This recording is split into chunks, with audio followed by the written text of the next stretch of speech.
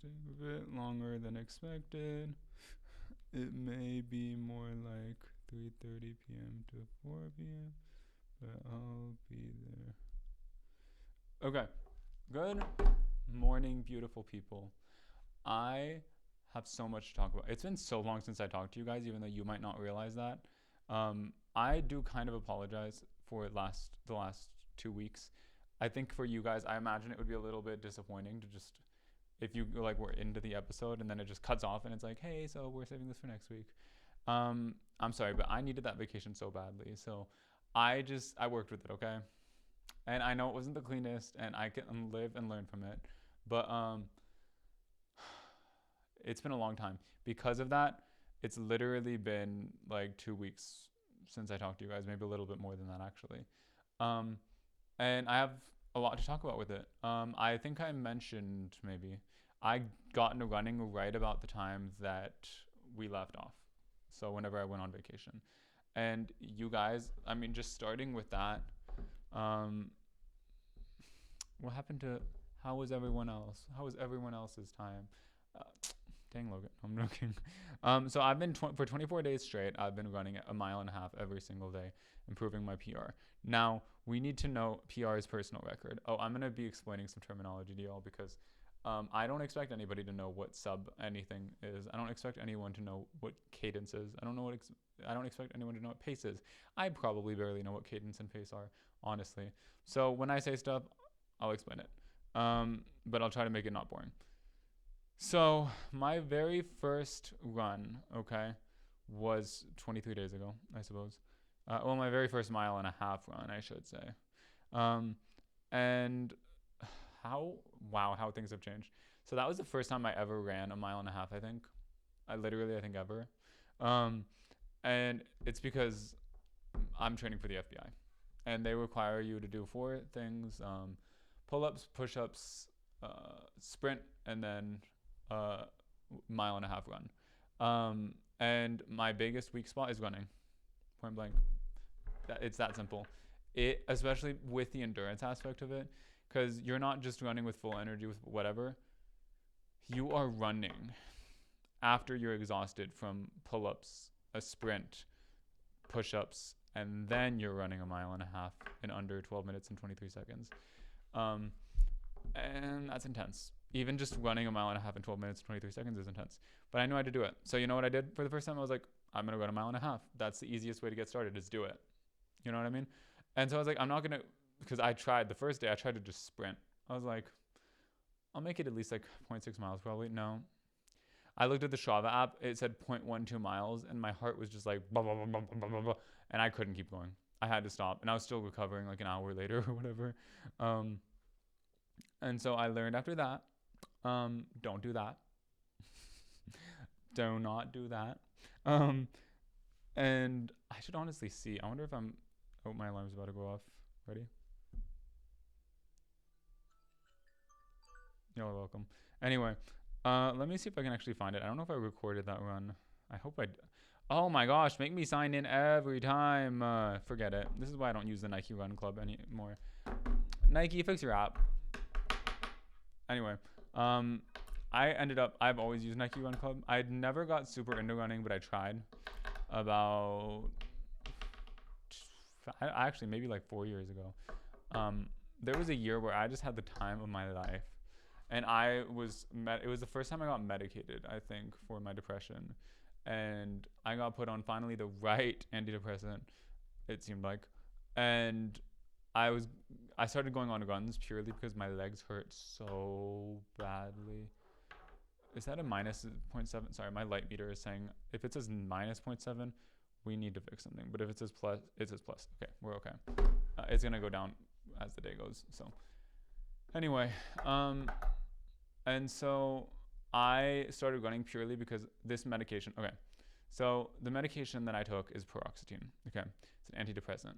And a very rare side effect, I suppose, but one that I get every time I'm like, I've tried paroxetine again, which because it's the only thing that works for me. But doctors also don't seem to like it because it's so fast acting. Anyway, And so every time I take it, my legs and full body get so sore. It is like horrible. It's literally like flu-like. It's horrible, which I rebuke the flu in the images. But like, it's so bad. And so I remember this was the first time I took it, right? It was the worst. The worst. Kind of like the first time you get braces and the first time the soreness, like blah, blah. It's like literally, I was like incapacitated from like muscle pain. Like just laying in, it was so bad that I couldn't like walk properly. And so once I finally got to a point where I could like kind of walk properly, I was like, I should start going on runs. They can be like super slow runs. They were gonna have to be because my muscles were just so weak and sore. But I don't know, it seemed like it would help. So I started doing it. And then I just started doing it consistently, and wow, literally the happiest I've ever been, I think. But then the meds stopped working, and my doctor just like ghosted me, and that was traumatic. Anyway, and so yeah. Anyway, so that was the only time I really was into running. When I did that, I used Nike Run Club. Now I don't know why. I really don't know how I found Nike Run Club, why I chose it, whatever. But I do think I tried Strava, but I don't Strava come for me, but I really think at this time, I remember actually, Strava cost money. There was no free Strava at this time. I could be wrong, but from what I remember, Strava was not free. There was no free version, whatever. And so I was like, I don't have $100 a month. I was like 14 or something. I don't know. And so I did work, but I was working part-time, and then I was not 14. Okay, that's being dramatic. Because was it being dramatic? No, maybe I was still in high school. But I worked part-time. I was not making $100 a month subscription, or not a month, sorry. I think it was for the year or something, but still, I don't know. Regardless, I was not making the money required for that. And so I was all like, yeah, okay. I don't know. I really don't know. But I ended up getting to Nike Run Club. I've always used it since. Up until I started training, the FBI training. I went on my first run. I ran the 1.5 miles, and I was like, I like this. This is fun. And so I was like, I want to get better. I want to improve. I want to blah, blah, blah. I want Strava. And I was like I was telling ChatGPT, I was like, I want Strava, blah, blah, blah. Like, talk me out of it or whatever. I wasn't literally saying that, but I was basically being like, I want Strava. Like maybe I might get Strava. Am I being dumb for wanting Strava? Because I literally have only ran one time. And oh, by the way, the drink of today, allegedly, hypothetically, maybe, is Chardonnay. And so, did I tell y'all I want to name my kid Chardonnay? We'll get into that in a second. Anyway, and so going back, where did we start? We got distracted. I decided I was trying to get ChatGPT to like kind of tell me honestly, am I being dramatic? Because in my mind, Strava costs money, and it costs big money. There was no free version, and ChatGPT knew there was a free version probably, and was like, honestly, I said go for it. Like, you seem like you're really into it, blah blah blah blah blah, and I was all like, okay. And so I looked into it, and then I found out there was a free version. I was like, hold up. What is the difference between the free and the paid? I've learned the difference between the free and the paid. It's basically just athletic and analytics and stuff, which thinking about it, actually, shoot.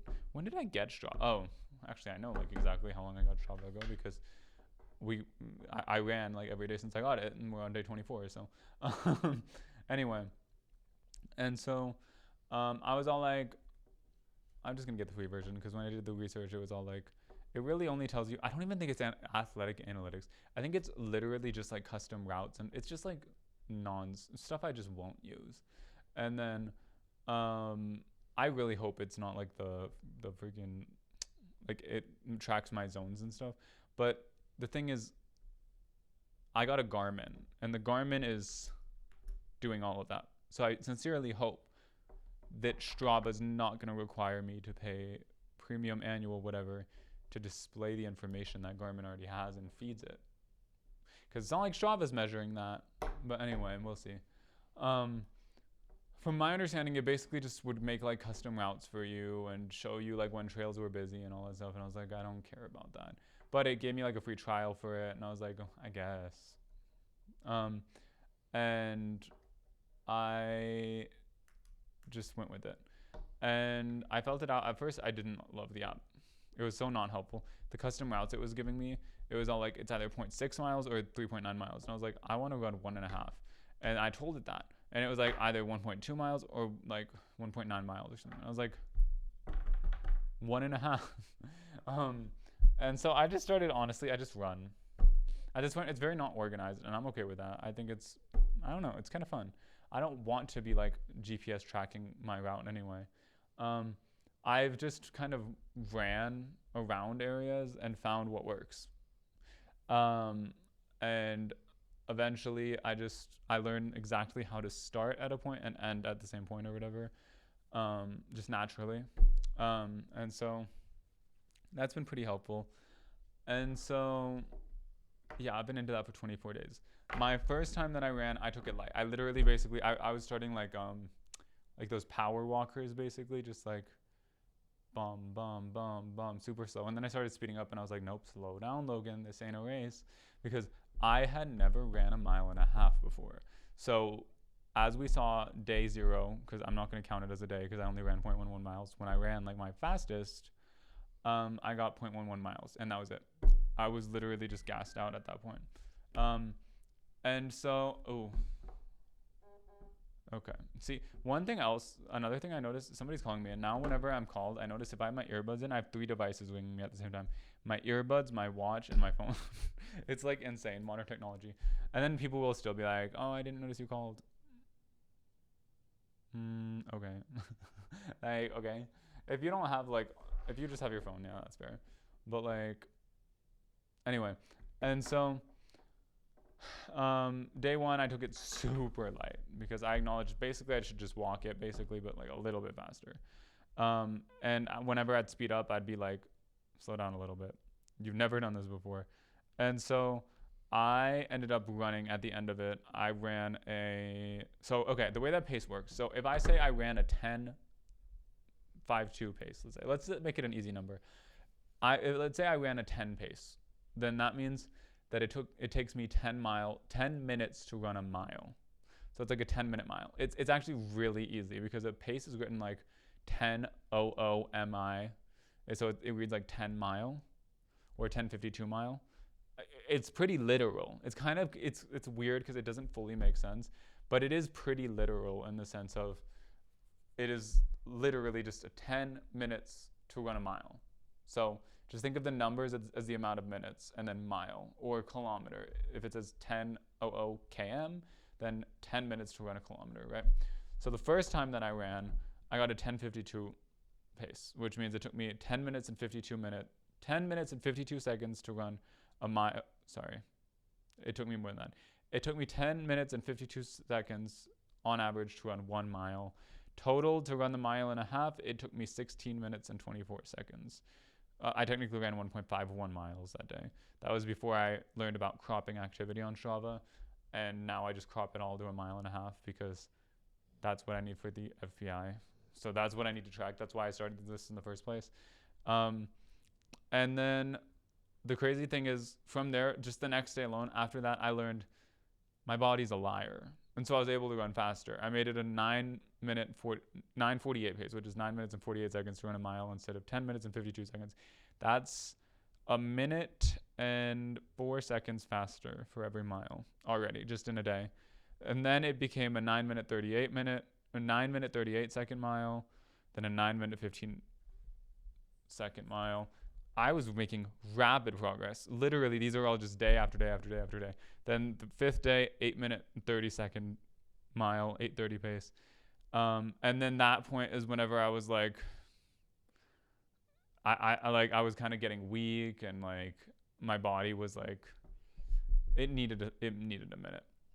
Foreshadowing ? And then at that point, I was kind of just plateaued for a minute. So I went up like 9 seconds from there to an 8:39 mile, then an 8 minute 56 mile. And then I was basically just going up and down, up and down, up and down, up and down.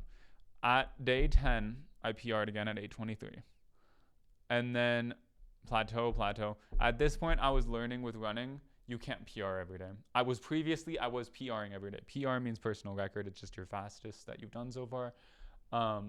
Me looking down to talk in the mic when I don't need to. But I was getting a personal record every single day at that point.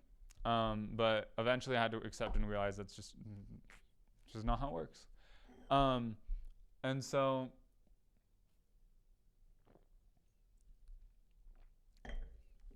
I then got another PR on day 13. 8 minute 10 second mile. Honestly impressive. That is my still to date PR, my personal record. It's been 11 days since then and I haven't hit better than that. You know why? We're about to find out. So 8 minute 10 second mile, crazy work. Because I remember especially because I felt injured. Genuinely. I couldn't tell if my body was just sore or it just felt wrong. It kind of felt like it just hurt to run a little bit. But like I was going so slow, and at this point I learned about form because whenever I hit the 8 minute 10 second mile, actually, so at this point, this date is whenever I was telling ChatGPT and I was like, oh my gosh. Because at this point we qualified. We met the FBI minimum. I think maybe one above the minimum, but still. We at least qualified for it. And so I was all excited and I was like, oh my gosh, next we're going to do like sub 8, which means just anything below 8. So 7:00, 7:59, whatever. A mile that takes less than 8 minutes, not equal to, less than 8 minutes. So a mile that took anything less than 7 minutes and 59 seconds or equal to 7:59 seconds would be a sub 8. Sub 8 literally just means like below 8. And so at that point, I was like,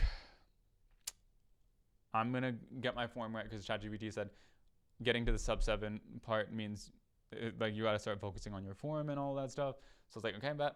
I'm locked in. I'll focus on my form then. That makes sense, honestly, because that's pretty fast. I will say, honestly, even the 8, it's pretty fast.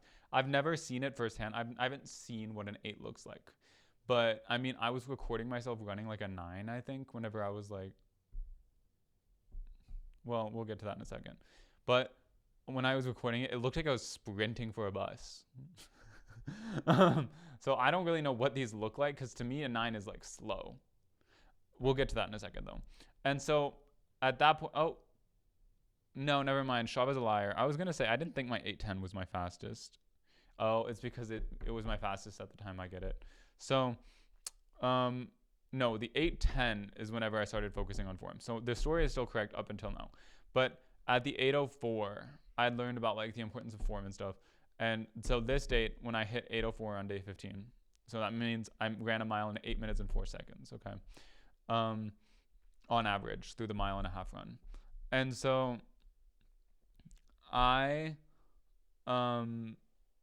was like just focused on form because at this point I had learned you can't hit a PR every day. You need recovery days. Even Olympians have recovery days and stuff. I need time to give my body to just like build up and recover and all of that stuff. So I was just taking it light. And I remember I was behind, this was when I was on vacation. I was behind this lady who was walking. She was a baddie, okay? She was walking, I think, 2 children because it looked like she had one of those like those dual like carriages for kids that you like push them around in strollers. And she was going uphill too because all of it was like a little bit uphill. Not like intense at first. It gets intense. But at least where she was going, it was just like slightly uphill, but it was still uphill. And she was running and pushing 2 babies. I was like, and I remember being behind her and I was like, dang, I can't even catch up with her. It felt weird not passing her because I feel like eventually I'm gonna pass her. So I like to just kind of get it over with because it feels rude. I don't know. I always just imagine she's just listening to me being like, just jogging behind her. I can imagine her hearing my footsteps and stuff and I don't want to freak her out or anything. And so I was like, it feels weird not passing her, but I couldn't pass her because she's a baddie. And also, I thought I was running really slow because all I was focused on this day was like recovery low-key and because my legs felt bad. Like I don't know how to explain it besides like my ankles, which I specifically like want to say the wrists of my legs, but which is basically the ankles. But specifically, I want to say the wrist of my legs seemed like the most appropriate part. Were kind of down bad. It like kind of felt like every time I'd step down, it felt like a little bit of like pressure. I can't say it was a pinch yet, but it was like very close to that. More like a pinch with like the pads of somebody's fingers instead of like their nails. So it was just like pressure was being put on me like kind of intensely whenever I was running. So I was just like keeping it chill, but staying consistent with it. I ended up passing the lady. And I don't know if she just inspired me or what, but I'm running and then it's just all of a sudden it's like 0.5 miles, time, blah, blah, blah.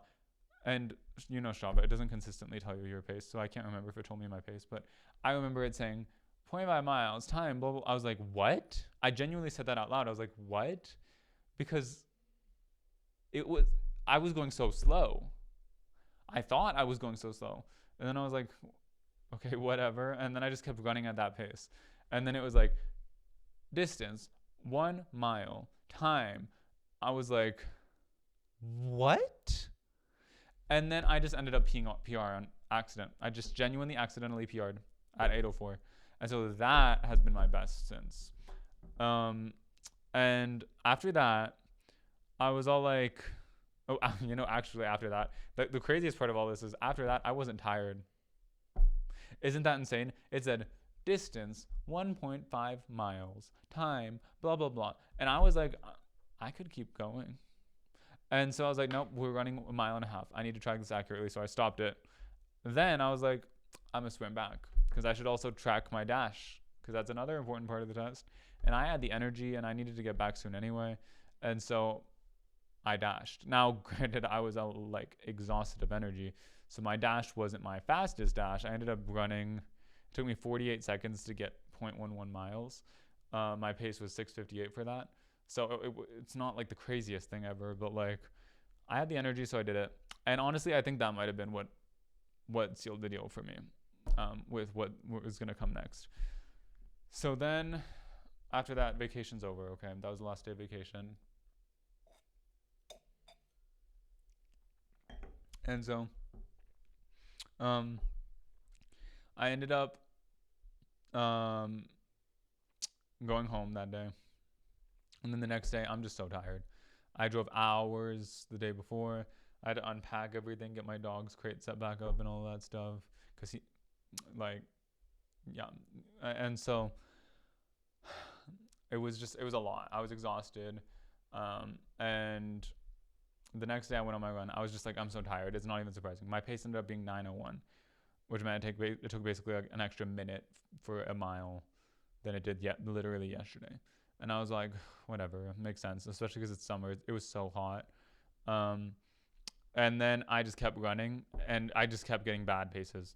It started with 8:46, fine, average for like a recovery run for me. And then it was 9:29. That's not normal for me. Remember my first day when I was running, like speed walking basically, I was at 10:52. That's only like a minute and a half less per mile than my slowest day. That's not normal for me. My normal I found was somewhere between 8:00 and 8:59. The nines were just dangerous. But I kept hitting it 9:29, day 18, 9:29, day 19, 9:28, day 20, 10:00. And that was with me trying. Now, mind you, I was recovering around that day. It was around, I think, day 19, I realized I'm not just tired from the trip. I learned I have an injury. No, I didn't go to a doctor about it because it wasn't like excruciating pain. But I was looking into it and I was all like, why does my leg hurt in this specific area in this specific way? And then I was like talking about how I've been running every day for the past like 19 days in slip-on like shoes, like sneakers kind of, but not even really. Slip-on shoes that I've owned for like over 10 years now. The compression is just dead. And so I was looking into it with Gemini, and Gemini was like, I didn't even tell I was injured, by the way. All I told it was what kind of shoes should I get, because I kind of figured like maybe the shoes maybe they're the problem.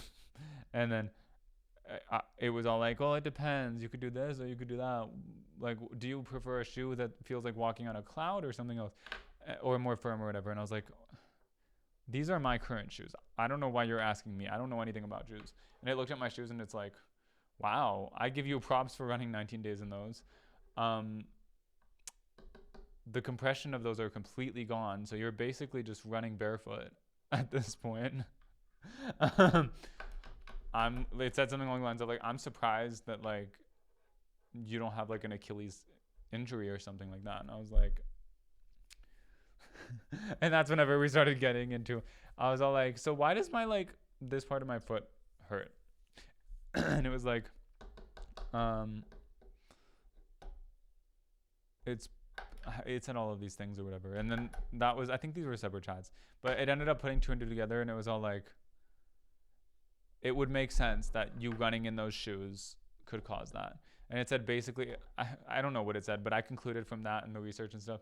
Basically, I think it was just inflammation. I also know what inflammation feels like for some reason. I don't know, like, don't ask me, but like, I feel like I just know. That made the most sense in the sense of it wasn't like a sharp biting, like, ow, ow, ow, ow, every time I walked on it.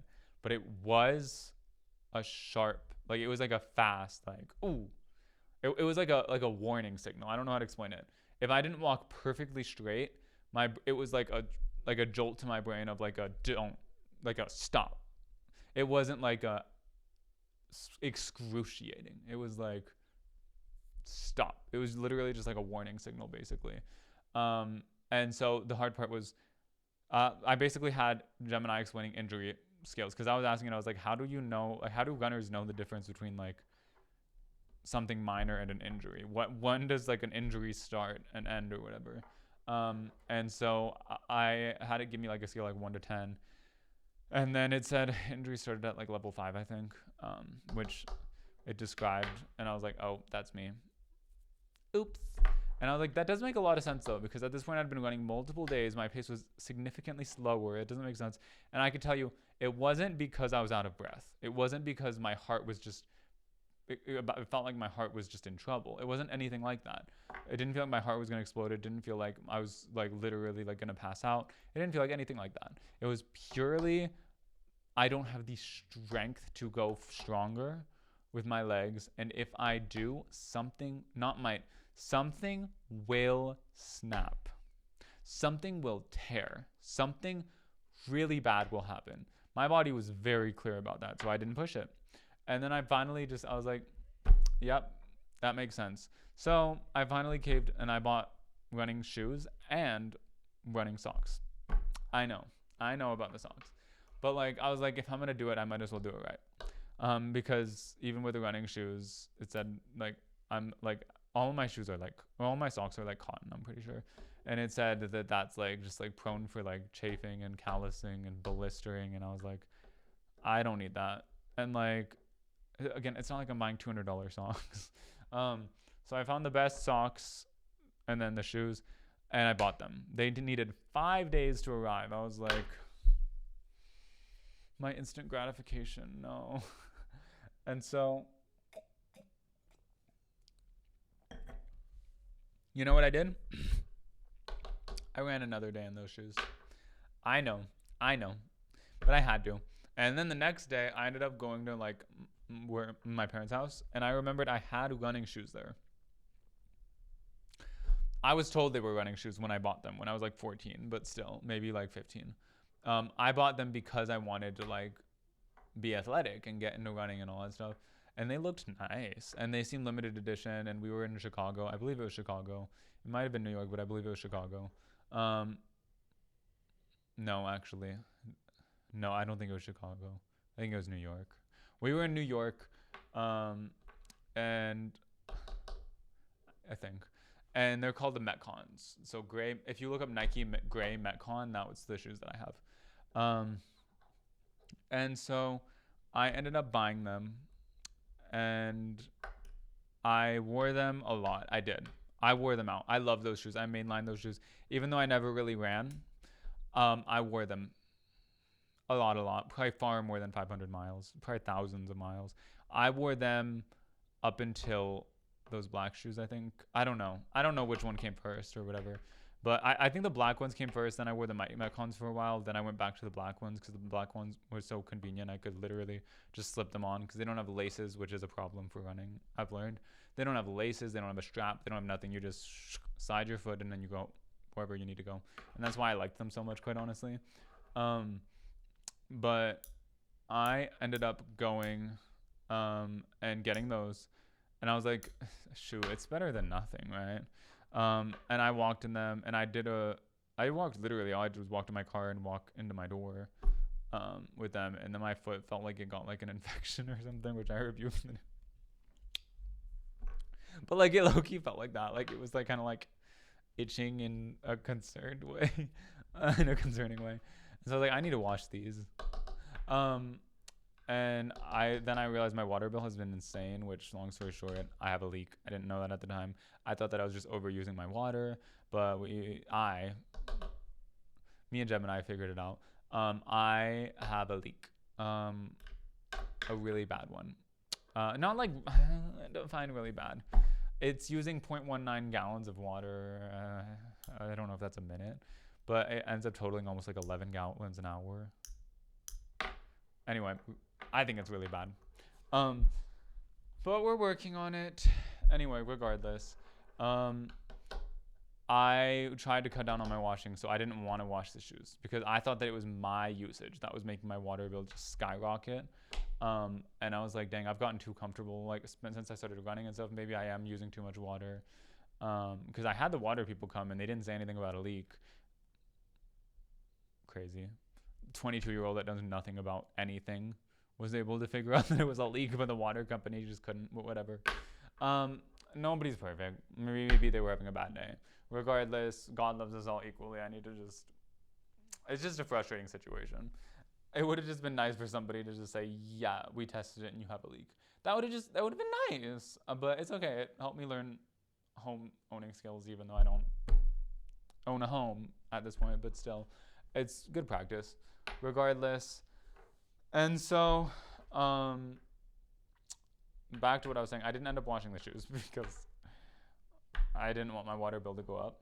And so I just ran in them for a few days because they were better than the slip-ons. I knew that much. They at least have a strap, and they were allegedly designed for running. When I did the research, they weren't really designed for the type of running I do, but like better than the slip-on sneakers that I have. And so I ran in those for a few days, and I ran at a really slow, comfortable pace because I was like, recovery matters the most. I'm not taking days off. That's one thing I knew for sure. If I stopped running, I wouldn't start again probably.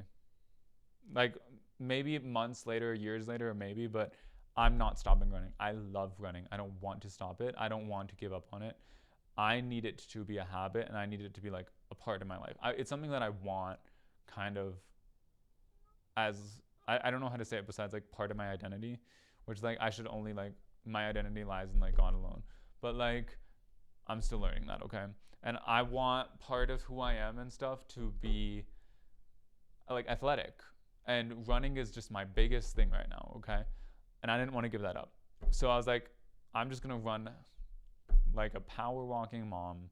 Because you know what? It's still cardio. It still burns calories for my cut. It still works. It still keeps me in the habit of it. And I did. And I don't regret it because my injury has healed almost fully, if not fully. I don't really notice it anymore. Like on my runs, it's not like, I would say like 99% gone. Like maybe a slightly, I don't know. But like I didn't really notice it on today's run. It just maybe every now and then it might give me a jump scare, but that could purely be in my head, you know what I mean? And so, yeah, I ended up just sticking with the habit, and I'm so glad I did. So then my shoes come in, the day before yesterday. And so at that point, I'd already ran in my Nikes that are still also very old, but whatever. So when they came in, all I could really do was try them on. I remember whenever I stepped in them, I was actually uncomfortable, purely because of how comfortable they were. I'd never worn a shoe that felt like that. It was like, I don't know how to explain it, but it was just like everything was cushioned. It's like if my foot had a helicopter mom protecting it from the outside world. And everything was just perfect and soft and stuff. It was insane. It's like it was it even I could feel it compress too. It wasn't just like because everything's like compression, but then it's like that thick, and then you step on it, and it still feels like the floor. You know what I mean? Just like maybe a slightly softer version of the floor at best.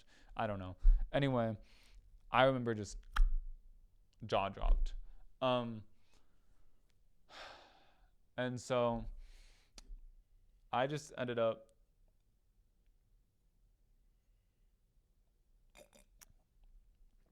sorry, I was worried. I saw something in my glass.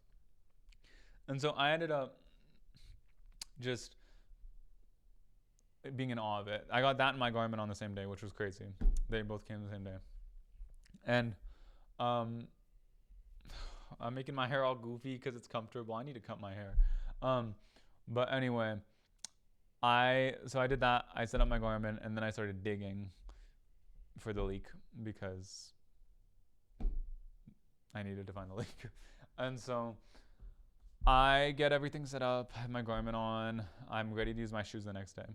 So then the next day I go on a run. I kid you not. Kid you not, okay? Look at these stats. Literally the day before the shoes. The day before the shoes. I'm averaging like 9 something to 10 something paces. The day before I get the shoes, 9:43 pace. Takes me 9 minutes and 43 seconds to run a mile. Okay. But then, okay, I need you to remember that number. Lock in on that number, okay? The day before I get the shoes that actually support my feet and don't make every step feel like just pure pressure on the freaking every part of my leg, not specifically ankle, but like it got to my knees too sometimes. And so, even actually I felt it in my hip once or twice too. But anyway, and so the next day, okay, so day 22, okay, when I'm still running in the Nike, the slightly better shoes, but not great still. Pace 9:43, 9 minutes and 43 seconds to run a mile. The day that I get the shoes, okay, 8:39. It cuts it down 1 minute and 9 seconds per mile. Just because my feet actually had the support they needed. I remember my feet, because I still had the injury at that point, okay, right? Now it had healed significantly, thank God. But still, when I was stepping down each time, I could still, even with the shoes on, I could still kind of feel the instinct to flinch. But the shoe absorbed enough to the point where I didn't have to worry about it. I didn't have to like find a way to kind of, because I genuinely was like hobbling multiple days. I was genuinely like I was running weird. If you saw me running, especially towards the beginning, I found usually around mile 0.3 to 0.7. Normally my body would warm up enough to where it would just be able to just like at least look normal with the running. But there was times where I was genuinely hobbling. And it was just it was not great. 1 minute and 9 seconds cut off just from the day before to the day that I got the shoes. So I needed those shoes badly. And ever since, y'all, I've been doing so much better. Today I ran, y'all aren't ready for this. Remember, my top pace is 8:04, okay? Today I ran an 8:11 mile. So 8 minutes and 11 seconds. That's only 7 seconds slower per mile than my PR. And I was fine. I wasn't like thinking that I was actually like in danger at the end of it. I wasn't like, my lungs weren't burning, my chest wasn't burning. I was mostly comfortable. I was. And anytime I got uncomfortable, I'd just slow down like just a little bit, or I'd like change my cadence a little bit or whatever. And let me tell y'all also, this watch helps me so much because it can micromanage me in the best way possible. I have it set with like pace alerts and then cadence alerts, to where it'll tell me, and it'll say, cadence low 173. It actually is never low, it's always high. But like, it'll be like cadence high 179, and then once I get it back to normal, it'll be like cadence normal, and then it'll be like pace low 910, and I'll know to speed up. It is so helpful. You have no idea. Oh, I love it so much. And then being able to see all the stats and seeing my zones and all this stuff, I love it. It was made for me. It really was. Because that is the level of like analytics and like refinement and what's the word? Like operations. I don't know the word for it, but like that is that is who I am. Look at the small things and how they cause that. For example, like drinking tends to like lower, like it tends to make your like heart rate allegedly. I believe it though. Like spike in the middle of the night, and it makes your sleep worse because your body's like fighting the alcohol basically and stuff. And being able to see, oh, every time I drink, I recover worse, and my body score is lower, and so it's just fantastic. I mean, it gives me a body score. Shoot, right now, let's give y'all a tour. Do you want the? I don't actually like New Sabrina, so I'm gonna stop. Okay, so let's see what it has. Okay. We have my VO2, guys. By the way, my VO2, not to flex, but I've only worn the garment for 2 days. But during the 2 runs I've done, it's measured a VO2 max of 54 and 55, which I just feel so blessed to have, because if you know VO2, 54 and 55 is like it's like, what's the word for it? I don't remember how it uses it. Excellent to superior. That's what it is. And so like superior starts at 60. Okay. That is like athlete level. Okay. Like 60 plus specifically. But 54, 55 is still like athlete level. Now it's not like an Olympian, I'm sure. I don't know, but it is an athlete. There's no doubt. That is not an average person. That is not Joe walking around at Walmart. Like the average VO2 max for men is like 30 to 40. And if you don't know anything about VO2 max, you might not know how difficult it is to get from like 30 to 40 to 55, but like, and I just feel blessed. Okay. But anyway, today my VO2 max was 55. My lactate threshold was 706. Ooh. I gotta run faster tomorrow. That's the thing too, is I actually ran like,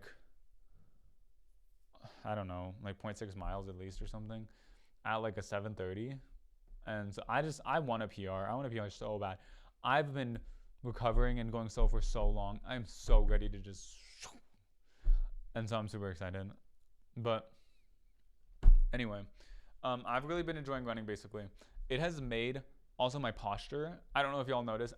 You'll definitely notice me intentionally correcting it, but that's just because I'm getting in the habit. When you're running, proper form is super important. There's something called the running economy. Running economy is whenever, it's not whenever. It's basically just a general term for how efficient your running habits are. So like if you like swing your arms when you're running and stuff, then your running economy is going to go down. It's just think of it like money, like the actual economy, okay?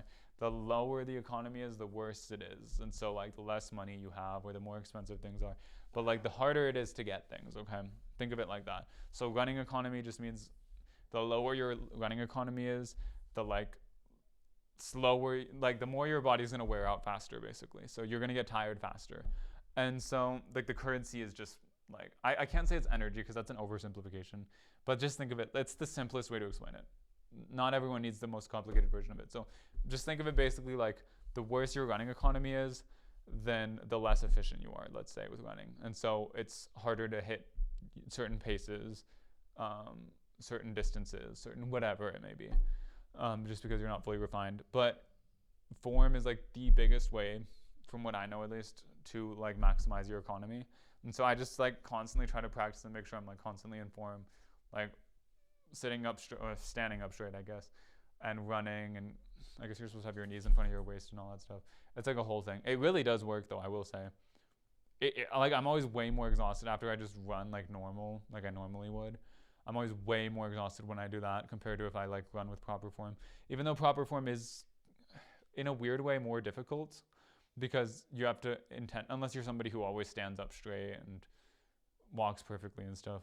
I'm not, so I have to intentionally, regularly, like I'll be like using my like arms for force because I feel tired, but that's just making me more tired.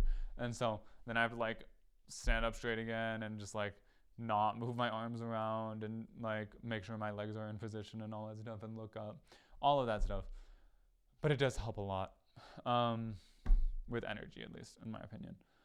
So yeah, it's just, there's a lot going on at the moment. But I have to get ready. I have an event that I was technically supposed to be at like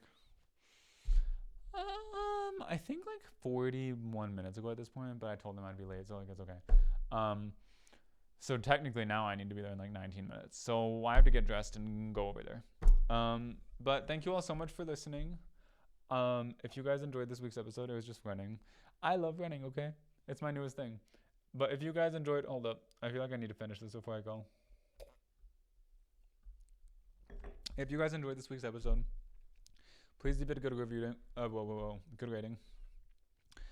Whether it's just a thumbs up, 5-star, 10 stars, whatever platform you're watching on, it helps me so much. If you're feeling generous, if you could share with a friend that you think would like it, I'd appreciate this so much. I would love to do this full time. It would mean the world to me. And thank you all so much for listening to my running journey today. It really was all things running, but now you know a little bit more about running and my running. I don't know, guys. I don't know. I think we're gonna be able to PR by next week. I do, but we'll see. God willing, my PR. I'm not even aiming just for a PR. At this point, I need it to be like sub 8, so 7:59 or lower. And I know we can do it. We're gonna do it, guys. But thank you all so much for listening to this week's episode. I love you all. Please leave a good rating, as I mentioned. Share it with a friend if you are feeling generous. I would love to do this full time. I've said all that, but still, I'm gonna say it again. I'm gonna go find what to wear and figure all this out. Thank you so much for listening. I love you all. I will see you guys tomorrow. No, I won't. I will see you guys next week. Why did I say tomorrow? Because I'm thinking this goes up tomorrow. That's what I'm thinking. I'm thinking, how am I gonna go to this event and get it up tomorrow? So I'm already ahead of myself. But thank you all so much for listening. I love you all. I will see you guys next week. Bye.